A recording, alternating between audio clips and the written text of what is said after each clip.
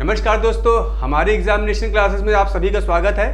आज से हम लोग आरओ और एआरओ के लिए जो है जीके और जीएस का जो है सेशन शुरू करेंगे। तो आज जो है हम लोग सबसे पहले हमारा जो संविधान है उसके बारे में हम लोग डिस्कस करने जा रहे हैं। तो चलिए आज हम लोग बहुत ही महत्वपूर्ण क्वेश्चंस हैं उसको पहले देख लेते हैं, ताकि जो है हमारा जो संविधान का जो बेसिक है वो जो है तैयार हो जाए। ठीक, तो आज का हमारा पहला क्वेश्चन है, निम्नलिखित में से किस अधिनियम में कलकत्ता में सर्वोच्च न्यायालय की स्थापना का प्रावधान किया गया? कलकत्ता में सर्वोच्च न्यायालय की स्थापना का प्रावधान किया गया। रेगुलेटिंग एक्ट 1773, पिट का भारत अधिनियम 1784, चार्टर एक्ट 1833 या चार्टर एक्ट 1813 या चार्टर एक्ट 1833। तो देखिए, जो हमारा कलकत्ता में सर्वोच्च न्यायालय की जो स्थापना है इसका प्रावधान जो है रेगुलेटिंग एक्ट 1773, ठीक, रेगुलेटिंग एक्ट 1773 के तहत जो है किया गया था। ठीक, और ध्यान रखिएगा, बहुत इंपॉर्टेंट क्वेश्चन है ये वाला, 1773 रेगुलेटिंग एक्ट। ठीक, ध्यान रखिएगा। अगला क्वेश्चन है ये, सूची 1 तथा सूची को सुमेलित कीजिए तथा सूचियों के नीचे दिए गए कोड से सही उत्तर का चयन कीजिए। सूची 1 में दिया गया है, ठीक, और ये क्या हमारा सूची 2 दिया गया है। ये नियम दिए गए हैं और ये जो है किस अधिनियम के तहत जो ये नियम जो है दिए गए थे।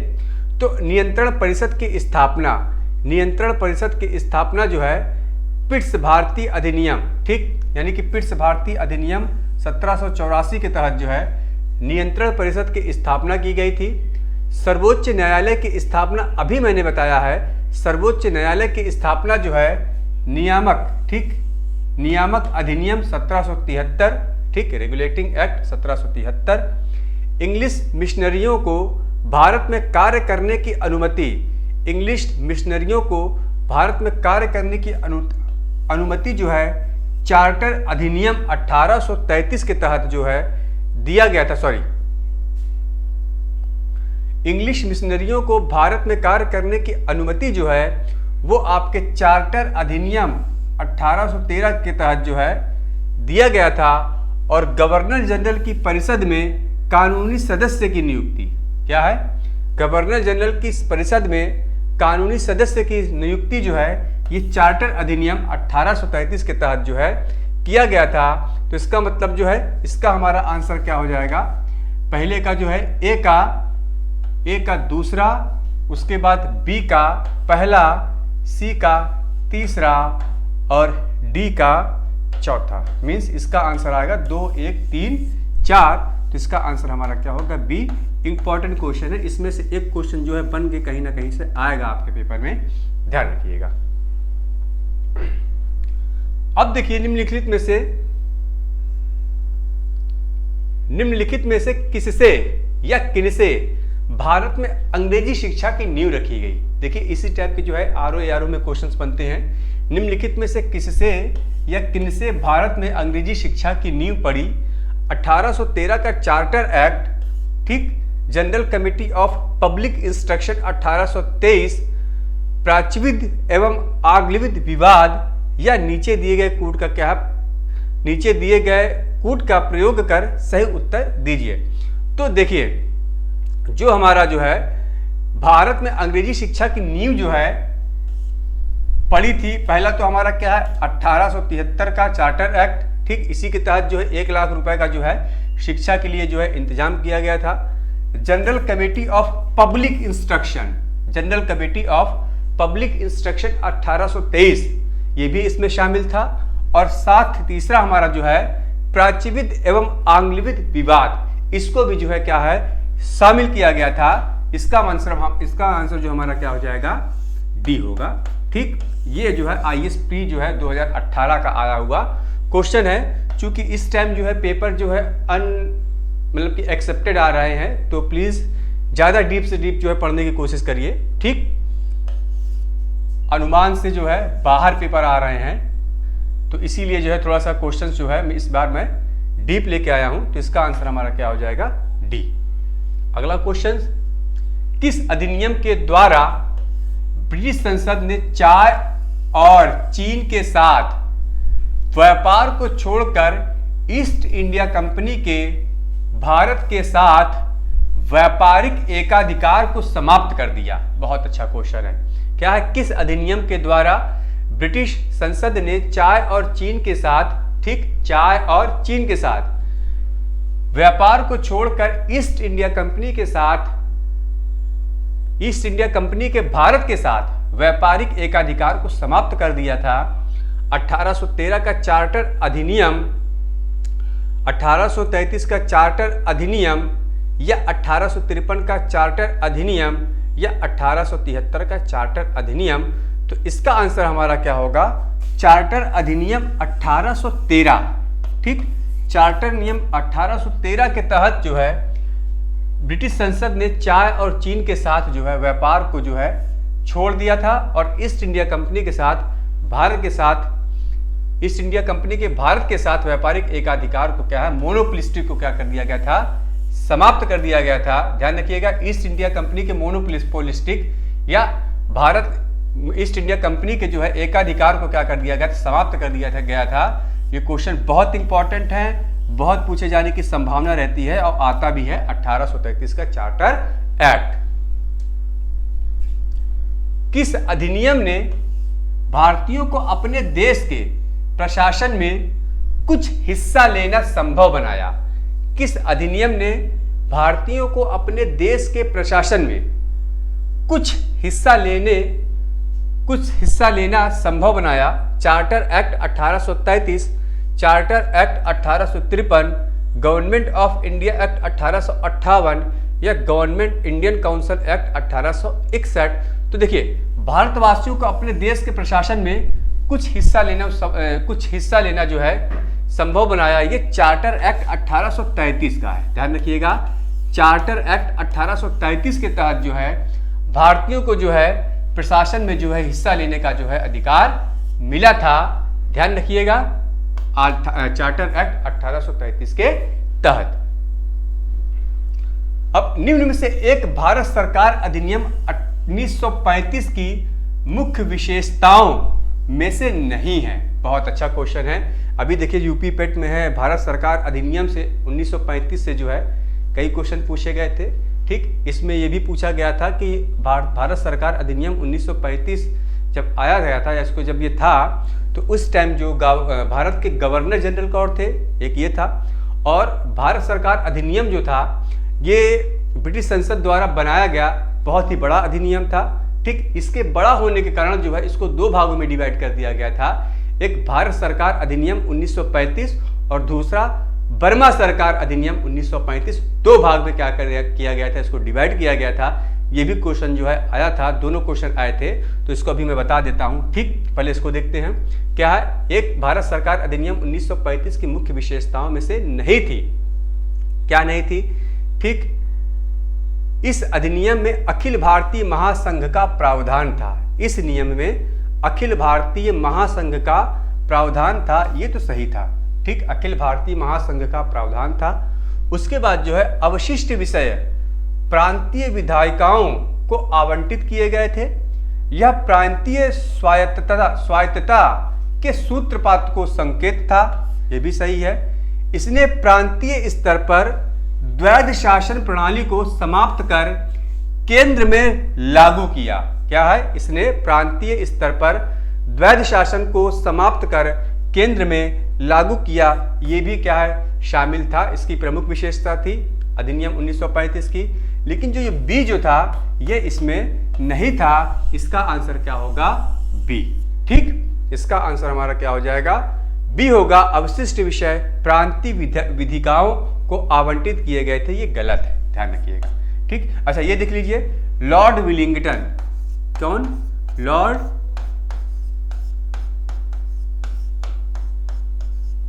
विलिंगटन। ध्यान रखिएगा, जब अधिनियम भारत सरकार अधिनियम 1935 आया था, भारत सरकार अधिनियम 1935 आया था, उस टाइम जो है हमारे भारत के गवर्नर जनरल लॉर्ड विलिंगटन थे।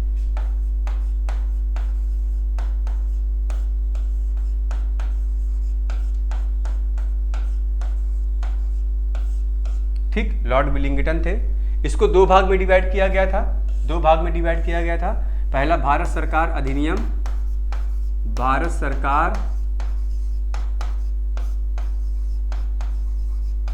अधिनियम 1935, ठीक। और दूसरा क्या है, बर्मा सरकार अधिनियम 1935, ठीक है। अब देख लीजिए उस टाइम जो है इसमें 321 धाराएं और 10 अनुसूची थी। किसमें थी? 10 अनुसूची और 321 धाराएं थी। किसमें? भारत सरकार अधिनियम 1935 में। यह भी पूछे जाने की संभावना है, ठीक है, क्योंकि पेपर है, कब क्या पूछ ले कुछ कहा नहीं जा सकता, इसलिए ये सब भी क्या हम लोगों को पढ़ना है, ध्यान रखिएगा, सभी इंपॉर्टेंट है, ठीक। चलिए अगला क्वेश्चन, अखिल भारतीय महासंघ स्थापित करने का प्रावधान शामिल किया गया था। अखिल भारतीय महासंघ स्थापित करने का प्रावधान शामिल किया गया था भारत सरकार अधिनियम 1935 में, अगस्त प्रस्ताव 1940 में, भारत सरकार अधिनियम 1919 में, या कैबिनेट मिशन प्रस्ताव 1946 में। अखिल भारतीय की बात कर रहा है, तो अखिल भारतीय महासंघ स्थापित करने का प्रावधान जो है भारत सरकार अधिनियम 1935 के तहत जो है किया गया था, ठीक है। बहुत इंपॉर्टेंट 1935 है, 1935 से क्वेश्चन पूछे जाना है, ध्यान रखिएगा, ठीक। चलिए 1935 के अधिनियम द्वारा स्थापित संघ में अवशेष शक्तियां किसको दी गई थी? किसकी बात कर रहा है? अवशेष शक्तियां किसको दी गई थी? संघीय विधान पालिका को, प्रांतीय विधान मंडल को, गवर्नर जनरल को, या प्रांतीय गवर्नरों को। क्या है? 1935 के अधिनियम द्वारा स्थापित संघ में अवशेष शक्तियां किसको दी गई थी? तो ध्यान रखिएगा, गवर्नर जनरल को दी गई थी। किसको दी गई थी? गवर्नर जनरल को दी गई थी, ठीक है। इसका आंसर क्या होगा हमारा? सी, गवर्नर जनरल। चलिए, भारत के लिए संविधान की रचना हेतु संविधान सभा का विचार निम्नलिखित में से सर्वप्रथम किसने प्रस्तुत किया था? भारत के लिए संविधान की रचना हेतु संविधान सभा का विचार निम्नलिखित में से सर्वप्रथम किसने प्रस्तुत किया था? स्वराज पार्टी ने 1934 में, कांग्रेस पार्टी ने 1936 में, मुस्लिम लीग ने 1942 में, या सर्वदलीय सम्मेलन ने 1946 में। क्या है? संविधान की रचना हेतु संविधान सभा का विचार, संविधान का सभा का विचार जो है सबसे पहले स्वराज पार्टी ने जो है 1934 में जो है प्रस्तुत किया था। बहुत इंपॉर्टेंट क्वेश्चन है, ध्यान रखिएगा, स्वराज पार्टी 1934, बहुत इंपॉर्टेंट क्वेश्चन है, ठीक है। चलिए, स्वराज पार्टी 1934 ने ही सबसे पहले जो है भारतीय संविधान को निर्माण करने की जो है प्रस्तावना रखी थी। 1946 में निम्न निर्मित अंतरिम सरकार में कार्यपालिका परिषद के उपसभापति थे। कार्यपालिका परिषद के उपसभापति थे, कौन थे भैया? जवाहरलाल नेहरू, डॉक्टर एस राधाकृष्णन, सी राजगोपालाचारी, या डॉक्टर राजेंद्र प्रसाद, ठीक है। क्या है? अंतरिम सरकार 1946 में कार्यपालिका परिषद के उपसभापति, क्या है? उपसभापति कौन थे? जवाहरलाल नेहरू कार्यपालिका परिषद के उपसभापति थे, ठीक है। जवाहरलाल नेहरू कार्यपालिका परिषद के उपसभापति थे, ए आंसर इसका होगा। चलिए, भारत के संविधान का प्रारूप तैयार करने वाली संविधान सभा के सदस्यों को ब्रिटिश संसद द्वारा नामित किया गया, गवर्नर जनरल द्वारा नामित किया गया, विभिन्न प्रांतों की विधान सभाओं द्वारा चुना गया, या भारतीय राष्ट्रीय कांग्रेस और मुस्लिम लीग द्वारा चुना गया। तो क्या विभिन्न प्रांतों की विधान सभाओं द्वारा जो उसको चुना गया था? किनको चुना गया था? जो संविधान सभा के जो मेंबर्स थे, ध्यान रखिएगा, संविधान सभा के जो मेंबर्स थे, मतलब जो सदस्य थे, उनको जो है विभिन्न प्रांतों की विधान सभाओं द्वारा जो है चुना गया था। बहुत इंपॉर्टेंट क्वेश्चन है और ये बहुत बार पूछा जाता है, ठीक। 10 लाख की जो है आबादी पे जो है एक मेंबर को जो है चुना जाना था। अगला क्वेश्चन, संविधान सभा के चुने हुए स्थायी अध्यक्ष कौन थे? संविधान सभा के चुने हुए स्थायी अध्यक्ष कौन थे? ठीक, तो देखिए सच्चिदानंद सिन्हा जो थे ये अस्थायी अध्यक्ष थे। अस्थायी अध्यक्ष जो थे वो सच्चिदानंद सिन्हा थे, ठीक। और स्थायी जो थे वो राजेंद्र प्रसाद थे। डॉक्टर राजेंद्र प्रसाद स्थायी सदस्य थे, सच्चिदानंद सिन्हा अस्थायी अध्यक्ष थे और ये स्थायी अध्यक्ष थे, ठीक। डॉक्टर भीमराव अंबेडकर जो थे, डॉक्टर भीमराव अंबेडकर ये प्रारूप समिति के अध्यक्ष थे। कौन थे? प्रारूप समिति के अध्यक्ष थे। कौन? डॉक्टर भीमराव अंबेडकर, ठीक। तो इसका आंसर हमारा क्या होगा? डी। हाँ, देखिए, और संविधान जो है 2 साल 11 महीना और 18 दिन में जो है ये तैयार हुआ था, ध्यान रखिएगा, ठीक। कुल 11 अधिवेशन हुए थे संविधान को तैयार करने में, कुल 11 अधिवेशन हुए थे, ठीक। और इसमें कितने महिलाएं थी? इसमें 15 महिलाएं जो है शामिल थी, ये भी पूछा जाता है, ध्यान रखिएगा, ठीक है। 2 साल 11 महीना 18 दिन में जो है संविधान तैयार हुआ था। इसकी पहली बैठक कब हुई थी? पहली बैठक 9 दिसंबर 1946 को हुई थी, जिसमें डॉक्टर सच्चिदानंद सिन्हा अस्थायी अध्यक्ष थे।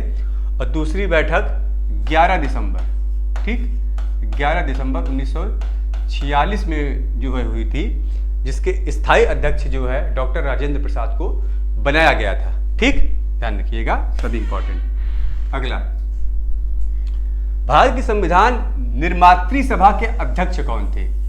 ठीक, भारत की संविधान निर्मात्री सभा के अध्यक्ष कौन थे? डॉक्टर राजेंद्र प्रसाद, डॉक्टर भीमराव अंबेडकर, BR अंबेडकर, श्री अय्यर या पंडित जवाहरलाल नेहरू। तो अभी मैंने बताया था डॉक्टर राजेंद्र प्रसाद, ठीक है। डॉक्टर राजेंद्र प्रसाद जो थे वे निर्मात्री सभा के जो है अध्यक्ष थे। ए आंसर इसका होगा। भारत को एक संविधान देने का प्रस्ताव संविधान सभा द्वारा कब पारित किया गया था? ठीक, भारत को एक संविधान देने का प्रस्ताव संविधान द्वारा कब पारित किया गया था? जनवरी 22, 1946 को, जनवरी 22, 1947 को, फरवरी 20, 1947 को या जुलाई 26, 1946 को। बहुत अच्छा क्वेश्चन है, ध्यान रखिएगा। इसका आंसर हमारा क्या होगा? 22 जनवरी 1947 को। क्या है? 22 जनवरी 1947 को जो है भारत संविधान सभा द्वारा, ठीक, भारत को एक संविधान देने का जो है प्रस्ताव जो है पारित किया था। किसने? संविधान सभा ने। ठीक है, ध्यान रखिएगा। इसका आंसर क्या होगा? 22 जनवरी 1947 को। बहुत इंपॉर्टेंट क्वेश्चन है। उसके बाद आइए, संविधान सभा में उद्देश्य प्रस्ताव निम्न में से किस एक के द्वारा प्रस्तुत किया गया?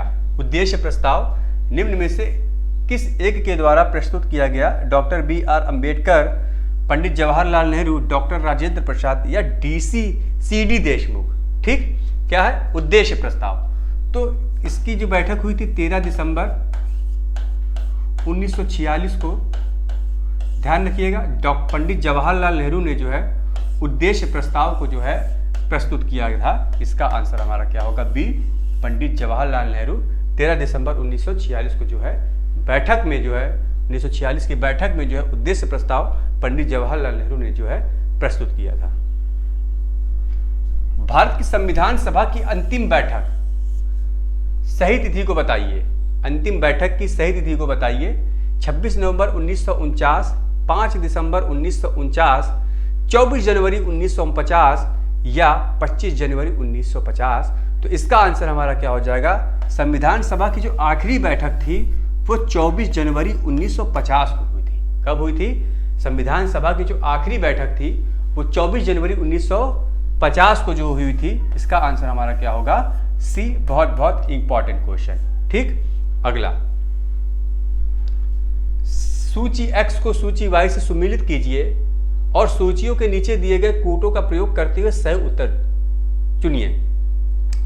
सूची X दिया गया और सूची Y दिया गया है। ठीक, इसमें जो है दिए गए हैं नाम, और मतलब इसमें जो है जैसे पहला दिया संविधान सभा के पहले उपाध्यक्ष, प्रारूप समिति के मूलतः एकमात्र कांग्रेसी सदस्य, राजस्थान की रियासतों का प्रतिनिधित्व करने वाले संविधान सभा के सदस्य या संघ संविधान समिति के अध्यक्ष। ठीक, ये जो है दिए गए हैं और ये इनके नाम दिए गए हैं। इसमें जो है जो भी जिनके सब्जेक्ट हैं या जो भी जिनके टॉपिक है उनको क्या करना है, हमको मिलाना है। तो देखिए इसका हम जो है पहले संविधान सभा के पहले उपाध्यक्ष, संविधान सभा के पहले उपाध्यक्ष जो थे वो एच.सी. मुखर्जी थे। ध्यान रखिएगा, संविधान सभा के जो पहले अध्यक्ष थे वो एच.सी. मुखर्जी, ध्यान रखिएगा, इंपॉर्टेंट है। एच.सी. मुखर्जी संविधान सभा के पहले उपाध्यक्ष थे। उसके बाद जो है प्रारूप समिति के मूलतः एकमात्र कांग्रेसी, प्रारूप समिति के मूलतः एकमात्र कांग्रेसी जो थे वो के.एम. मुंशी थे। कौन थे? के.एम. मुंशी थे। राजस्थान की रियासतों का प्रतिनिधित्व करने वाले संविधान सभा के सदस्य थे। राजस्थान की रियासतों, तो राजस्थान की रियासतों का प्रतिनिधित्व करने वाले वी.टी. कृष्णमाचारी और संघ संविधान समिति के अध्यक्ष जवाहरलाल नेहरू थे। ध्यान रखिएगा, ठीक। इसमें से एक क्वेश्चन 100% आपका आना है आरओ में।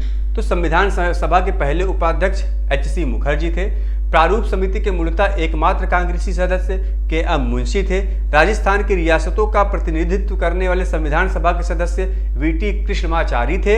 और संघ संविधान समिति के जो अध्यक्ष थे, संघ संविधान समिति, ध्यान रखिएगा, संघ संविधान समिति के जो अध्यक्ष थे वे जवाहरलाल नेहरू थे। तो इसका मतलब इसका हो जाएगा हमारा पहले का चौथा, ए का चौथा, दूसरे का तीसरा और सी का पहला और डी का दूसरा, ठीक। तो इसका आंसर होगा 4, 3, 1, 2, बी आंसर हो जाएगा 4, 3, 1, 2। ध्यान रखिएगा, उपाध्यक्ष भी पूछा जाता है। संविधान सभा के पहले उपाध्यक्ष कौन थे? एच.सी. मुखर्जी, ठीक। चलिए, भारतीय संविधान के निर्माण के समय संवैधानिक सलाहकार कौन थे? ठीक, संवैधानिक सलाहकार doctor B R. Ambedkar, doctor Rajendra Prasad, B N. Rau या के.एम. मुंशी। संवैधानिक सलाहकार, ठीक। तो संवैधानिक सलाहकार जो थे वे डॉक्टर बी.एन. राव थे। सर कौन थे? संवैधानिक सलाहकार सर बी.एन. राव थे। ध्यान रखिएगा, बहुत इंपॉर्टेंट है, पूछा जाता है। संवैधानिक सलाहकार बी.एन. राव थे, ठीक।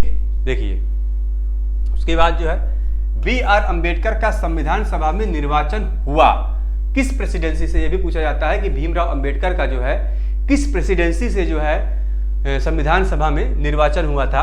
पश्चिमी बंगाल से, बंबई प्रेसिडेंसी से, तत्कालीन मध्य भारत से या पंजाब से? तो देखिए भीमराव अंबेडकर का जो संविधान सभा में निर्वाचन हुआ था वो बंबई प्रेसिडेंसी से हुआ था। कहां से हुआ था?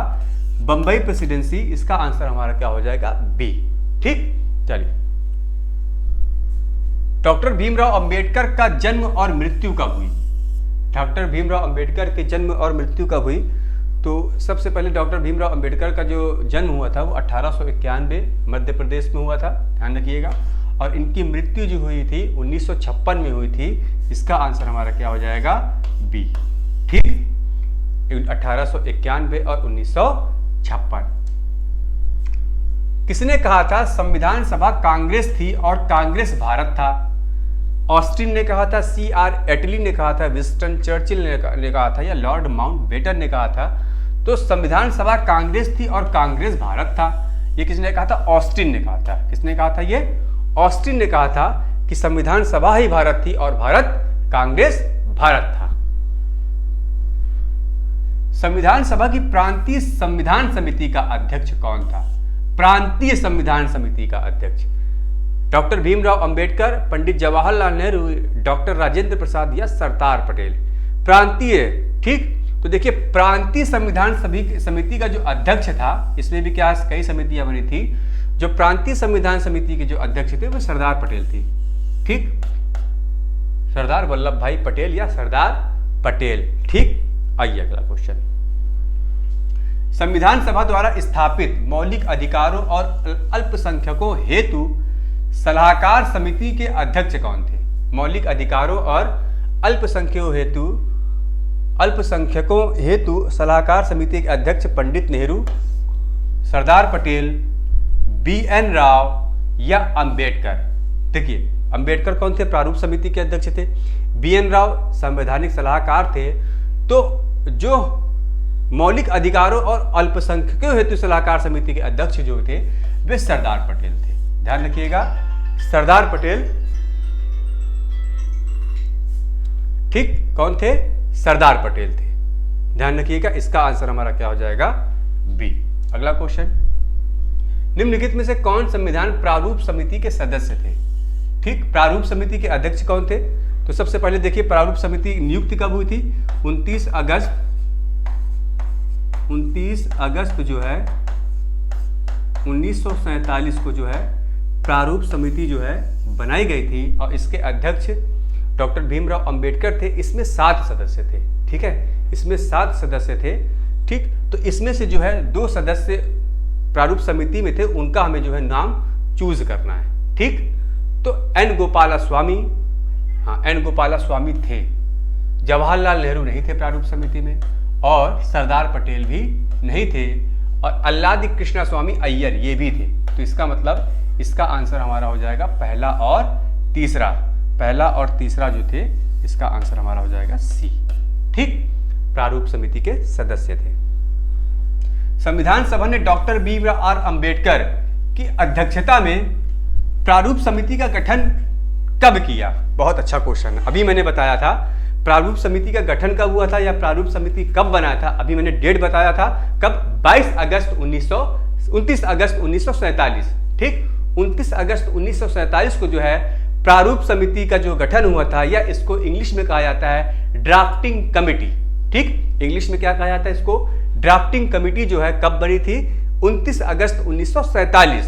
तो 13 दिसंबर 1946, ठीक, यहाँ 13 दिसंबर 1946 को जो है जवाहरलाल नेहरू ने जो है उद्देश्य को जो है इसमें जो है उद्देशिका प्रस्ताव रखा था। 22 जनवरी 1947 को क्या कहा गया था? संविधान सभा ने देश के लिए जो है एक संविधान निर्माण के लिए एक बात कही थी 22 जनवरी 1947 को। तो इसका आंसर हमारा क्या हो जाएगा? 29 अगस्त 1947। ठीक, 29 अगस्त 1947 को जो है प्रारूप समिति का जो है गठन किया गया था। लास्ट क्वेश्चन आज का, संविधान निर्मात्री परिषद की झंडा समिति के अध्यक्ष कौन थे? झंडा समिति के अध्यक्ष कौन थे? सी राजगोपालाचारी, डॉक्टर राजेंद्र प्रसाद, JB कृपलानी, डॉक्टर भीमराव अंबेडकर। ठीक, कौन थे? झंडा समिति। झंडा समिति के जो अध्यक्ष थे वे डॉक्टर राजेंद्र प्रसाद थे। ध्यान रखिएगा, डॉक्टर राजेंद्र प्रसाद जो थे वे झंडा समिति के अध्यक्ष थे। बहुत इंपॉर्टेंट क्वेश्चन है। तो आज के लिए इतना ही। आज मैंने 25 से 26 क्वेश्चन जो है आप लोगों को समझाए हैं, सभी इंपॉर्टेंट हैं और इन्हीं में से जो है आपके RO और ARO में क्वेश्चंस बनने के चांसेस ज़्यादा हैं। तो प्लीज़ इसको ज़्यादा से ज़्यादा देखिएगा, लाइक करिएगा और अपने दोस्तों को जो है बताइए, ताकि इससे प्रेरित होके जो है हम लोग और अच्छे से अच्छा मैटर जो है आप लोगों के सामने रखें। Thank you.